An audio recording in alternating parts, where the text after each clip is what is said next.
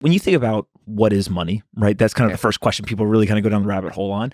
And ultimately today, it's a belief system, right? And you may believe that one currency has more value over another because it's backed by a certain military or a certain government has a monetary policy that you believe in or don't believe in.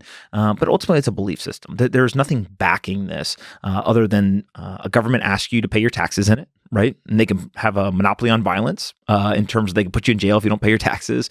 They can go to other countries and they can invade and do all this stuff.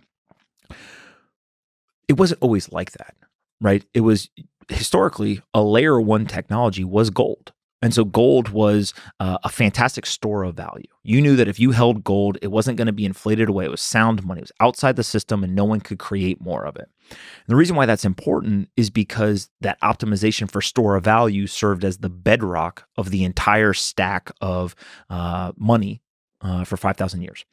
And so the problem with that, though, again, trade-off between store of value is it was really hard to transact with. Right? If I came in here and you said, hey, I want a couple of ounces of gold and I had a whole bar, I'd have to literally shave off the ounces of gold. It's heavy to carry around. If you said to me, hey, you're in one city, mail it to me, it's really expensive. There's all these issues with it. And so ultimately what people said was, well, let's create a second layer on top of that gold in order to make it easier to transact. And so we created paper claims on the gold. So, hey, don't carry around the gold in your pocket anymore. Put it in a vault or a bank. They're going to issue a paper claim. Now you and I can trade these paper claims around. And at any point, if you want the gold, you just show up and you say, hey, give me 3 ounces of gold or 2 bars or whatever. And so that actually made the store of value. It allowed that to be the anchor and kind of the most important part, the security of your purchasing power. But now it became easier to transact. And then eventually we built layers even on top of that. So everything from electronic money, kind of electronic QSIPs, all the way to credit and other systems on top of that gold. 1971 comes around, and obviously we depeg from that gold, right? And it was a temporary measure at the time. We ended up not going back to it. And so what you moved or transitioned from was sound money, which was outside the system. No one could create more. To now the government had full control. They could create as much as they wanted to. They tried to be responsible and disciplined, but obviously hard to do. Sometimes we've been really good at it. Sometimes we've been less good at it. And then you go around the world, and some countries have absolutely sucked at it, and some have been good at it. And so when you look into the Bitcoin world, I think that when you look at the optimization for security, it's similar to gold. Store value, people hold it. Purchasing power has gone up a lot year over year. It's like a 200% year over year compound annual growth for over a decade, right? And so you measure this in kind of the US dollar exchange price, et cetera. But there's still a lot of people who will yell and scream about it's slow, it's costly, right? All the things around those transactions that are obstacles or challenges. And so there's basically 2 schools of thought, and this is where we kind of get into the bifurcation. Some people just said, hey, this technology is antiquated. We can't use it. It doesn't make sense. And so what we're going to do is we're going to go build something new. And so you go get, kind of all of the various versions there. The Bitcoin community says, no, just like gold had paper claims and other things built on top in layer 2, 3, 4, 5, we're going to do that here. And so they've already started to build kind of this layer 2 where it's easier to transact, it's cheaper, it's faster, et cetera.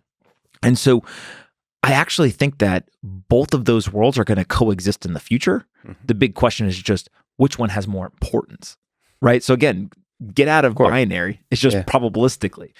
And so my personal belief is that the security, the store of value component as the bedrock for a monetary system is essential, right? Like that is the most important thing because you can always improve the other components, but you can't go back and fix that kind of core piece. So if money's an idea that it's like an emergent idea that we believe in, you're saying that security is one of the most fundamental catalysts or fuels for that idea to sort of take hold and be stable and sort of take over the world. The other stuff is really nice to have, but if you don't have the security, you're not going to, it's not going to spread in a viral sense in our human brains. Well, and especially in light of the kind of the macro economy, right? So like what's so fascinating about the last 12 months is in investing in general, the best returns, right? I kind of put that in air quotes a little bit, is something that is different than everything else and right.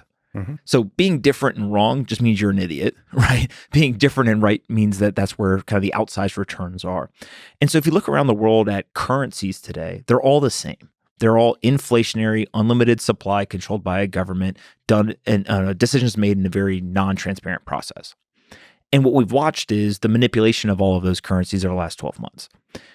In direct contrast to that is this thing, Bitcoin, which is outside of the system, has a finite supply, transparent and programmatic monetary policy.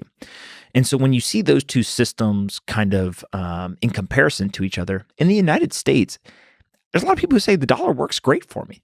I can go to the ATM, I can get out physical cash. If I want to swipe a card, I could do that. My money in my bank doesn't lose 50% of its value in a day in terms of purchasing power. Like, the dollar's pretty good. When you go to other countries, that might not be the case.